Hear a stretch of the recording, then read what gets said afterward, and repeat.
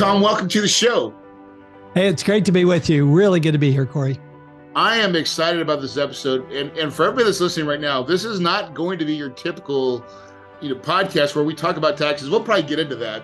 But Tom, for everybody that's listening right now, can you just give a better description of a little bit about who you are? Then we'll go into what we're going to talk about. Yeah, sure. So I will admit I'm a tax nerd. I've been doing it for 40 years. I actually started my first real employment was in my family business, my father's business, and I worked for my mother. She was his controller, and I was her bookkeeper.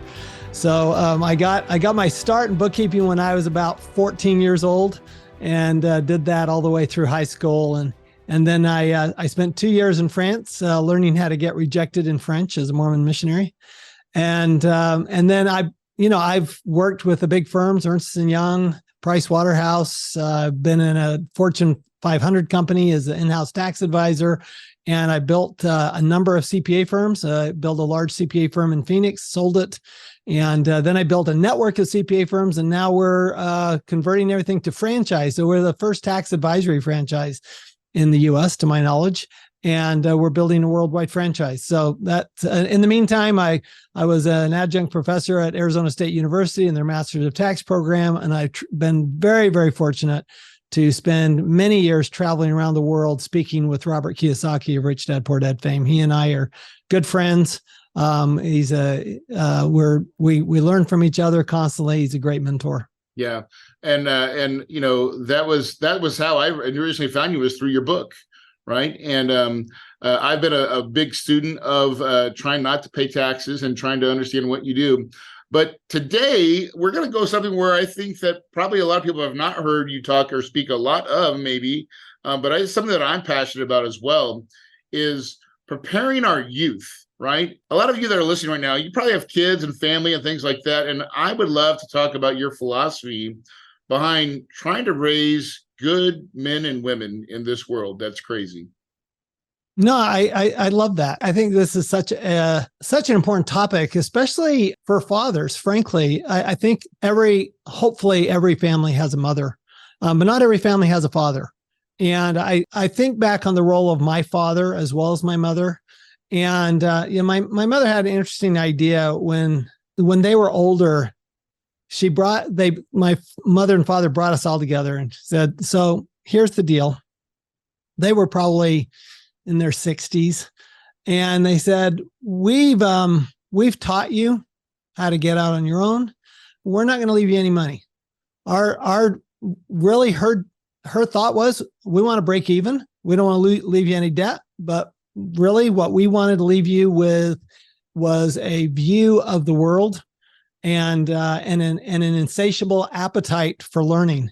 And that's what, for me, I look at that. All my siblings were all in different fields to an extent. I mean, I have 3 brothers and we're all entrepreneurs.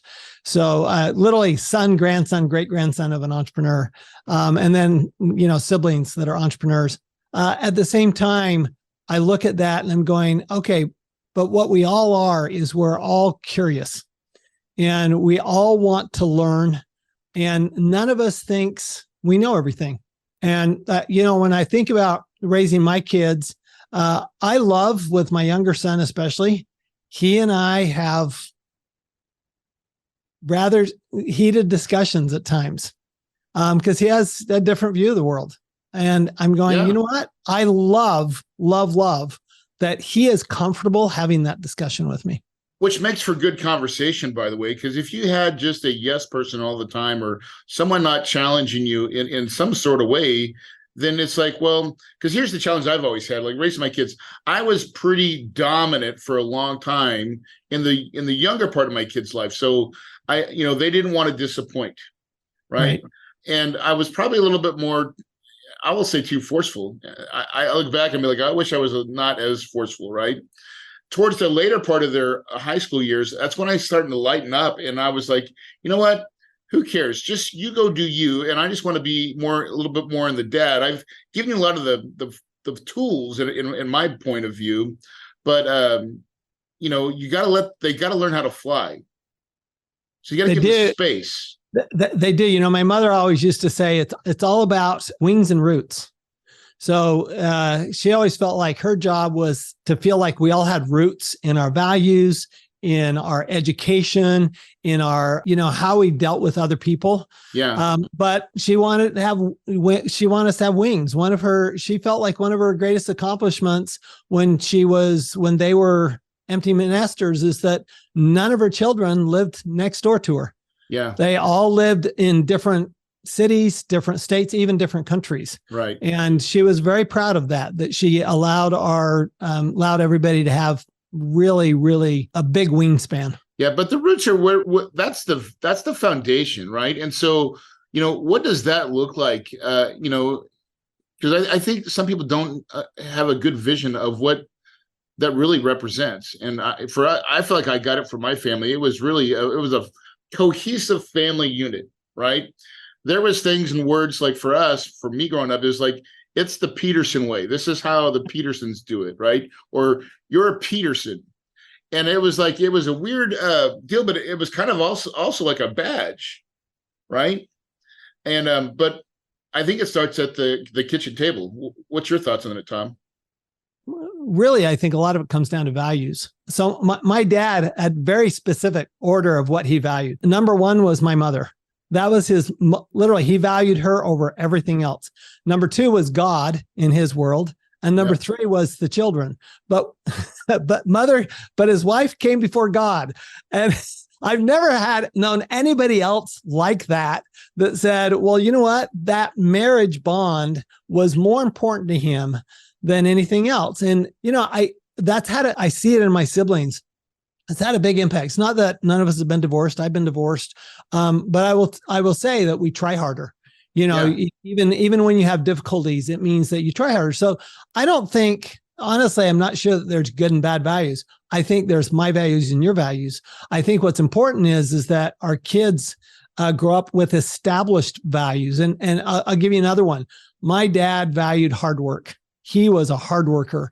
And I sometimes resented it because on the one hand, he worked long hours in his business. And on the other hand, on weekends, he made me work. But what I found was, what I learned from him is that I became a hard worker. And not because I liked working when I was young, but because that was a value. And when I look at my kids, my younger son, the one I have the discussions with, he just fought everything. He did. He fought everything. But now he's one of the hardest workers I know. And so I think that a lot of what we teach is by example, and it's not by words. It's by what you do and not what you say, right? Kids, that's the transfer, right?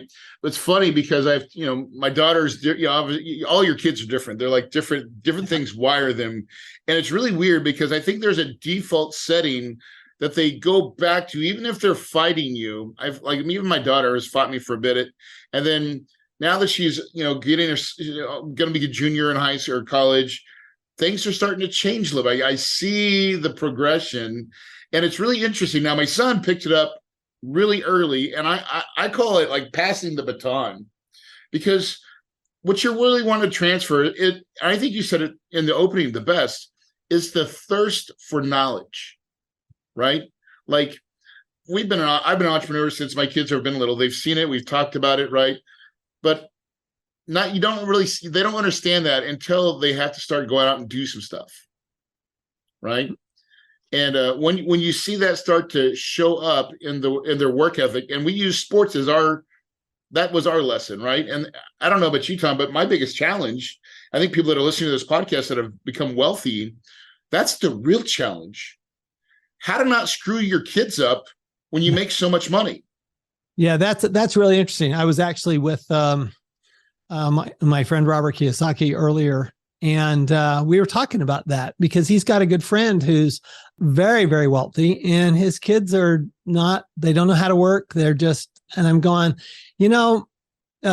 Robert and I both share something. We had dads who were tough, and who expected a lot of us and didn't give us any money. And it's hard sometimes, because I'm by most accounts would be fairly successful financially.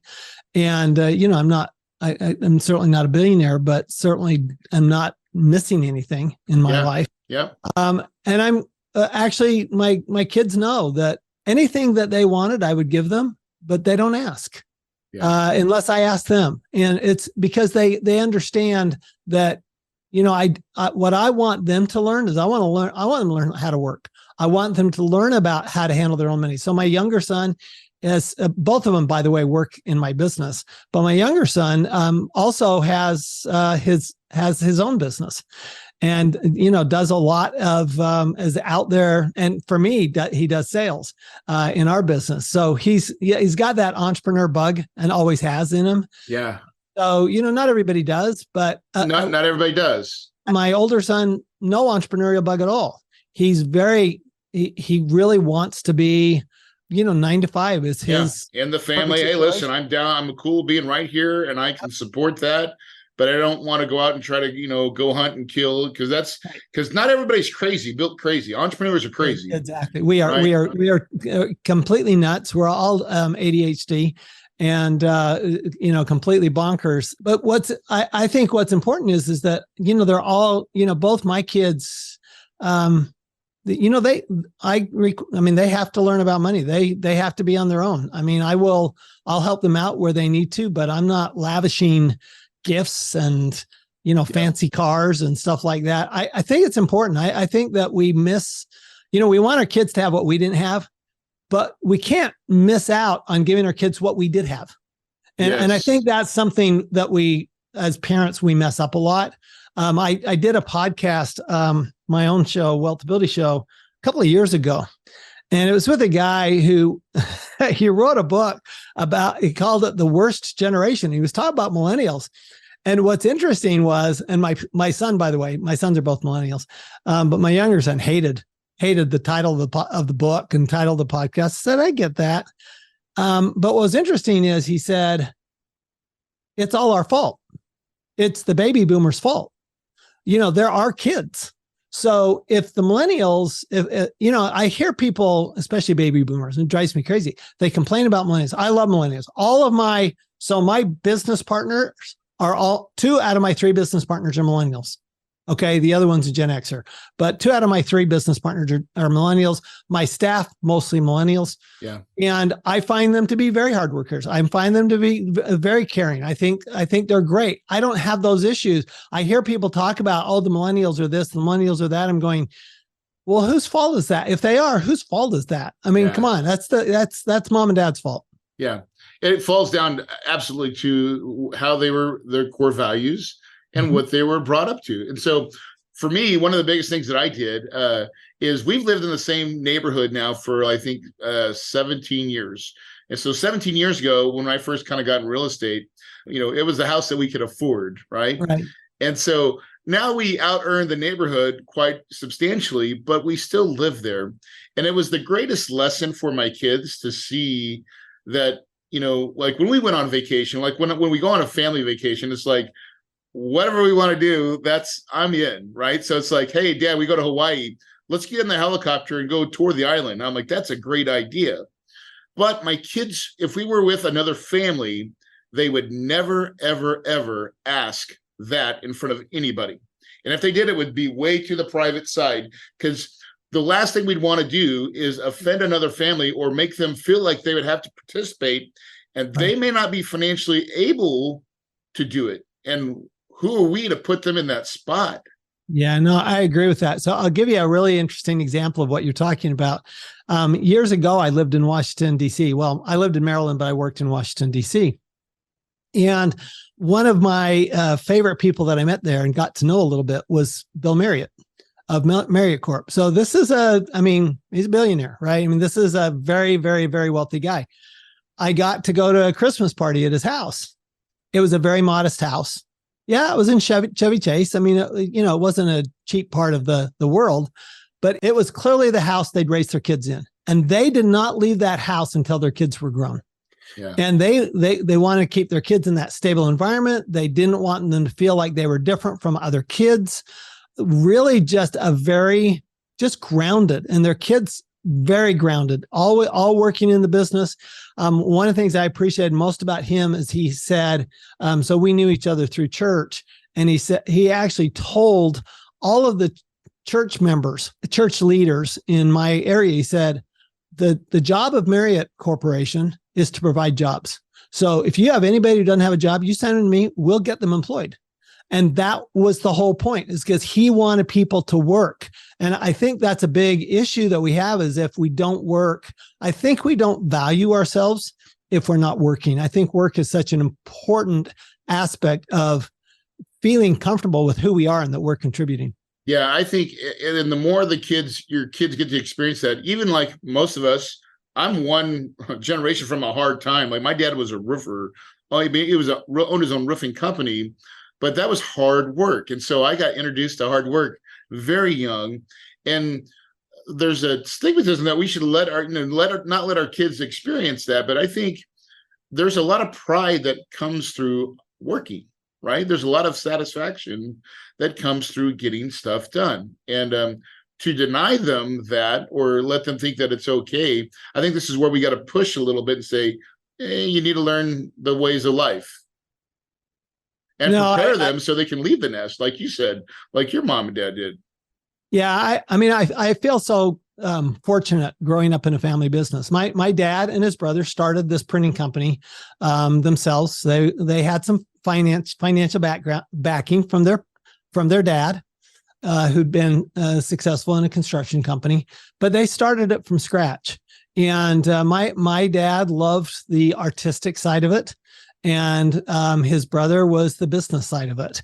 And we all got to work there. So we all worked in different aspects of it. You know, like I had a brother and a sister worked in the art department. I had a brother who worked in the press room. One who worked in the dark room.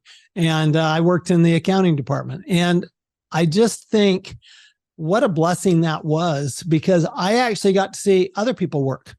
And I got to see how my dad treated his employees. He was great with them, absolutely terrific with his employees. And, they were part of our family. Yeah. And I loved being around that. And then he would introduce me to, he knew everybody in town. Yeah. In Salt Lake City, Utah. He knew everybody, and everybody knew him. And he'd introduce us when we were young. We'd go to the Rotary Club and we'd meet the titans of business. Yes. And so for us, it just became, oh, well, these are just normal people. These are just special. Normal people. But it's also, think about this. I think this is an important part of that too, is connections, right? It's not who you know, it's who, or what you know, it's who you know, and how well you know them, and introducing that concept of networking and people. My dad was really private when I grew up, so I never got to see that. It took a business mentor to show me that world. And I was like, oh my God, I was missing, like, that's a whole nother thing that I absolutely, and we thrive in that environment, right? And as to get that indoctrination and to see it as a young man or woman, that's priceless. Oh, I think so. So, my kids early on met Robert Kiyosaki, and I've got friends that I've traveled with, and they brought their kids. They brought them to Australia and South America and Europe. And I think that letting your kids know, really introducing them to that idea that people are people. And it doesn't matter if they're rich people, poor people, middle-class people, it doesn't matter. They're all people. And it doesn't matter. It just doesn't. My dad also was always doing charity work. Excuse me. He was always doing charity work. And so we knew that was part of what we were supposed to do. And so we met people that we would not meet on a daily basis. Yes. Just like when we was at Rotary, we met people we would not meet on a daily basis. And so I think having that expansive view of people and the world was really a huge part of learning as a young person, really getting those roots. And you have to show them that, feeling like I could have the wings. Yeah. And really giving youth the opportunity to do charity work as well. Like here in Chandler, I'm a Chandler compadre, and we raise a lot of money for our local Boys and Girls Club and some other charitable organizations. But one of my favorite things to do is we do a Christmas drive, and we actually go and deliver the presents. Well, Right. guess who? It's not me. I go there and chaperone and drive the car, but my kids for the last 3 or 4 years have come along, and they are the ones that are presenting all the gifts, and realizing how fortunate we are, because a lot of people that we're helping, it's been hard times for them, and to see the love and the gift and be able to, this is why we do this work, right? Yeah, we're trying to make money for our company, but that's only a piece of what we do, right? And it's not about money at all, really. Once you get past that layers, it's never about money. It's about people, right? And make an impact. That's exactly right. I mean, that's why. So in our company, we, our saying is we have entrepreneurs serving entrepreneurs. That's why I created a franchise of owner operator tax advisors. Is we want people serving people, and the people we like to serve are mission driven entrepreneurs. Yeah. People with a mission, whether it's a mission for their business or it's a charitable mission or it's a family mission, but they're mission driven, that it's not about the money. It's about how, now we need money to be able to serve. We serve better when we have our needs met and when we can help other people meet their needs. But it really is, what is driving us? And is it people? Is it money? Is it mission? Yeah. And so since we're on it too, let's just open that a little bit more, because what you guys do, the way Tom thinks, is radically different than most tax advisors. And I think you said it earlier, you said an entrepreneurial tax advisor, someone that understands. And I've heard you speak, and you do very good at this. Can you explain what that really means from your point of view? Well, so in the tax world, unfortunately, we've had a big shift in our profession over the last 30 years. And we used to have the big four accounting firms, and then we'd have a couple of regional firms, and then we had a bunch of independent entrepreneur firms. And what's happened is a big consolidation. It's like a lot of industries, right? There's been a big consolidation. The challenge with that consolidation is it's like, it used to be, I remember 30 years ago, when you went out to eat, it was probably a mom and pop restaurant. It was rarely a franchise unless you were grabbing a burger at McDonald's. I mean, literally, that was the franchise, right? McDonald's or Wendy's or something like that. Yeah. But you didn't go to a steakhouse for a franchise. You went to a steakhouse. It was like in Phoenix, it was Durant's, right? You'd go down to Durant's, and that was the steakhouse. And it was a real independently owned steakhouse. Well, the challenge in our industry is that now what you have is you have a bunch of employees of nondescript firms, and they're just trying to get work in and out the door. That's all they're trying to do. What our mission is really to get, because we love entrepreneurs, because I love entrepreneurs, is really allow a small independent firm to have the systems they need and the support they need to be able to compete with the larger firms and have the training that the larger firms have, or better than the larger firms. But at the same time, they've got the independence to be able to think on their own, to be able to act on their own, to be able to understand that, wait a minute, I'm in the same place as my client. They're trying to build their business. I'm trying to build my business. They're trying to reduce their taxes. I'm there to help them reduce their taxes, but I got to first reduce my taxes. I mean, all of it is, I just think, I think entrepreneurs are the lifeblood of the world.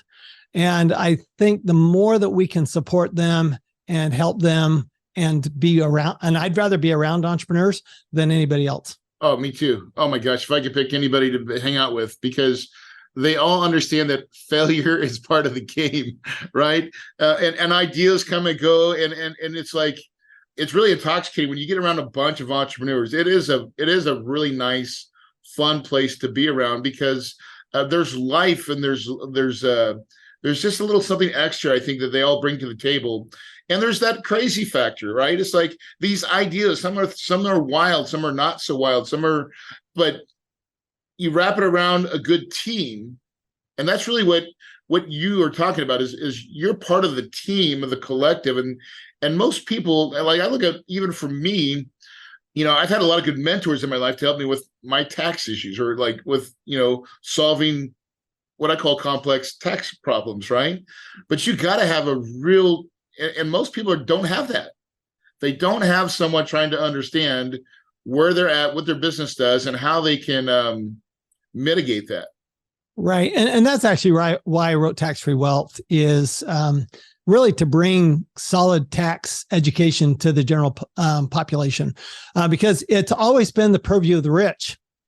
And they've got good tax advisors. Like you say, you've had good tax advisors. Well, you can afford it, but the average person can't afford that, generally speaking, right? Yeah. They can't, I mean, the average person couldn't afford my rates for sure. Right. But could they afford the rates of my franchisee?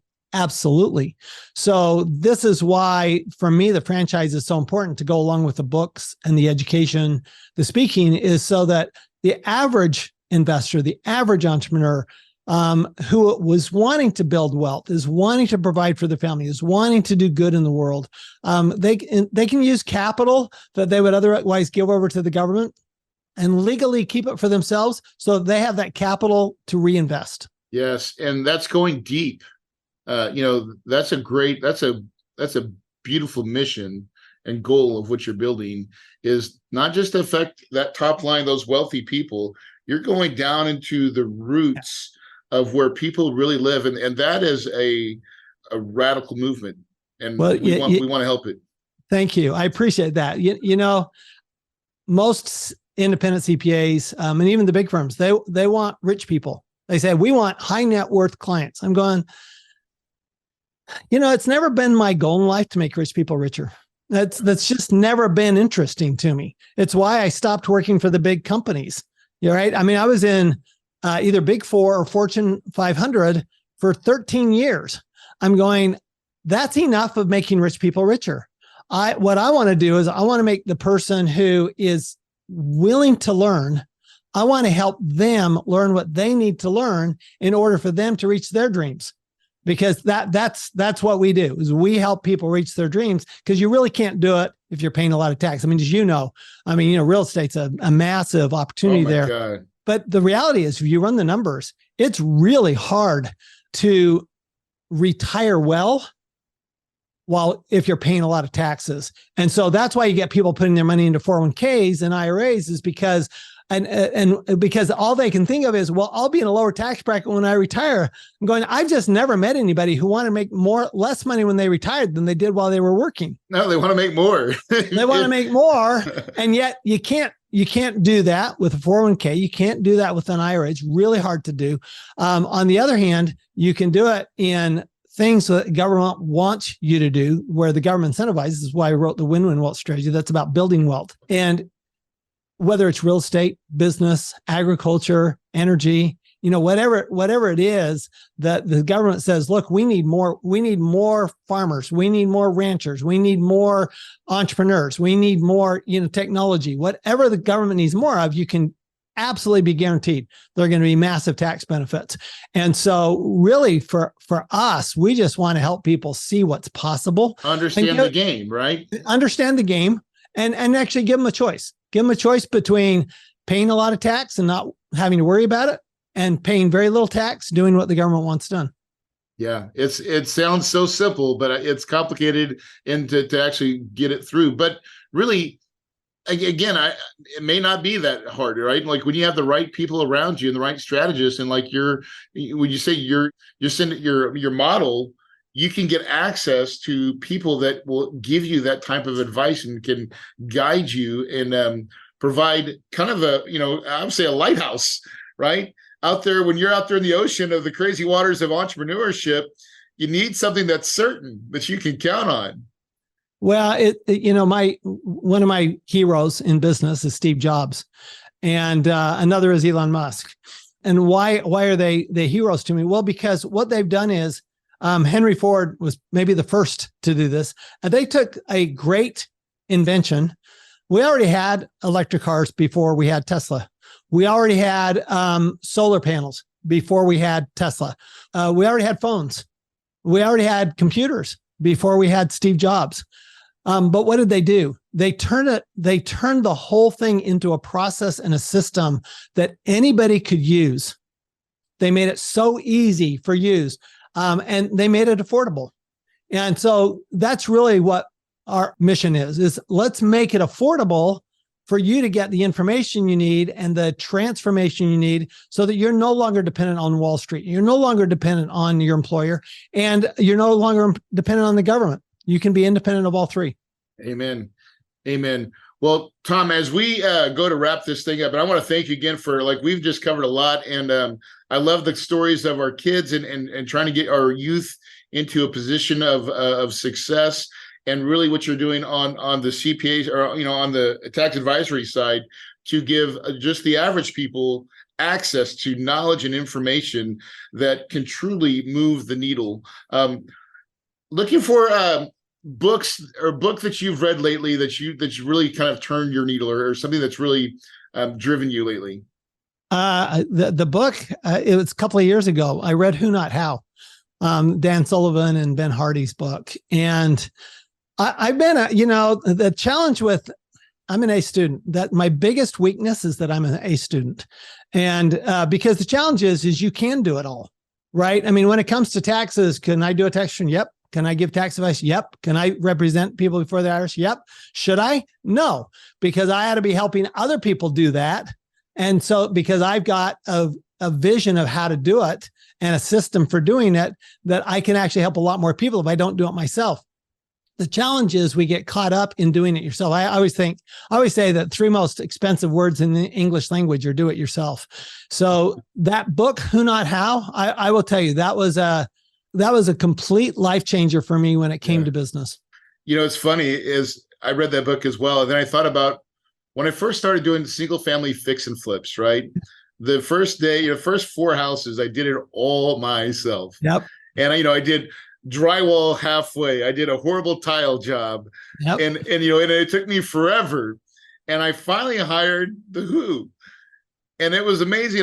The speed, it was actually cheaper, in most cases, it was actually cheaper. So I didn't have to buy all the stupid tools and all that stuff that, you're like, oh, I didn't realize this, or having to rip it up and do it again because I screwed it up, right? But yes, great book. As we shut this thing down, words of advice, what would you tell our listeners that are listening to you right now? What last piece of advice would you like to give them? Oh, I always say that I think the most important thing you can do is have an insatiable curiosity and learn to ask good questions. When Kiyosaki asked me to write Tax-Free Wealth, he came to me and said, you need a book. And he said, would you put a list in there of questions that they should ask a tax advisor? Somebody should ask tax advisor. I said, I will. And it's in chapter 23. But I said, I'm also going to put in there a list of questions they should ask you. Because I think what makes a good advisor is somebody who asks good questions. I think if we want, what my mother taught, the most important thing my mother taught me was there are 50,000 answers to any question, and we probably only explored 3. And if you look at somebody like Elon Musk, who right now is kind of the head entrepreneur of the world, right? What has he done? He asks different questions. That's what makes him different. He has a big view, but he also asks different questions. Yes. What really has to happen here? And could we do it different? You watched that one video. There's a video where the guy's interviewing him and he's like, hey, what about this rocket thing? Shouldn't you do it? He's like, wait a second, hold on. And then it shows in the next clip, he's like, yeah, one of the biggest improvement we did was when you were talking about it, it sparked my mind. I was like, that makes sense. Yeah, well, Elon Musk, the only person in the world who's ever landed a 40-story building in the middle of the ocean, right? Do you have to ask different questions to do that? So to me, it comes down to having an insatiable curiosity and learning to ask good questions. Awesome. Tom, how do people learn more about get a hold of you and your process? Well, certainly my books are available anywhere books are sold. They're fairly popular, so gratefully so. I do have the WealthAbility show, which is the show I do for entrepreneurs and investors, and we cover a wide range of topics. Certainly don't limit it to tax at all. In fact, we do very little tax. But then we have on our website, wealthability.com, basically a free evaluation. So we'll give you a second opinion to see how your tax advisor is doing. And we'll just look at your taxes and say, yes, you're doing great, or you know what, you could do something different. Awesome. We will definitely put that in the show notes as well, guys. So if you're listening and you're driving right now and you need to get that, just go to the show notes. You'll have it there. Tom, I want to thank you for your time, for coming on this podcast and just enriching us with your knowledge, your curiosity, and what your mission and your vision for what you're doing with your company. It really is changing lives. So guys, on this podcast, we try to bring you the best of people and do it in a way that most people would not recognize, right? So thanks, Tom, for you sharing and playing with us full out. Guys, success is never by chance. It comes with a vision. You got to take this little idea called entrepreneurship and you've got to feed it. You got to protect it. You've got to hire people like Tom or the people in his syndication to come and give you the advice that you need to help build and grow your little thing, right? Success happens by choice, guys. If you believe it, you can achieve it, and your paradise is possible.